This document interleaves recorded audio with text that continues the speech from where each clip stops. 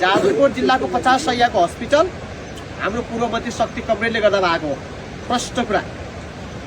अनि पासाघाट 0 पोइन्ट भएर अहिले चाहिँ तल्लो बगरसम्मको सरल पाएर त्यो चाहिँ 10 मिटरको कालो पर्ने बाटो हेरी करिडोर शक्ति कमरेडले बनाएको हो।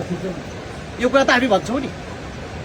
यसका साथै अझ शक्ति कमरेडले गरेको यो नलगाड बहुमुखी क्याम्पस त्रिभुवन युनिभर्सिटीले बन्द गरिसकेको थियो।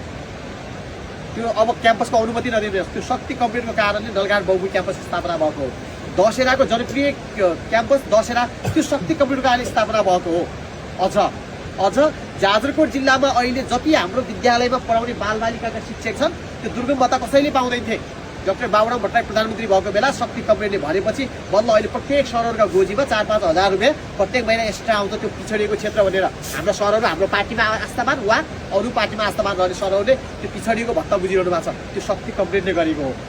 भूकम्प यो जो भूकम्प गयो महाभूकम्प गएको बेला प्रधानमन्त्री पुष्पकमल दाहाल प्रचण्डलाई शक्ति कमरेडले भने बिहान 8 बजे आएको हो। राति 11 बजे भूकम्प गएको छ, बिहान 8 बजे आएको हो।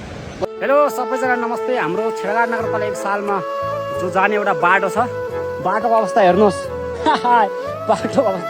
बाटोको अवस्था यसरी छ के यो बाटोको तल नाली यति गएर नाली खन्छ नि। अब ल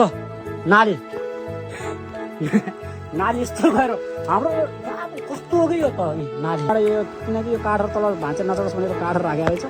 त्यही जन अवस्था यस्तो छ यो पुलको। जाजरकोटमा विकास धेरै भएको छ साथी।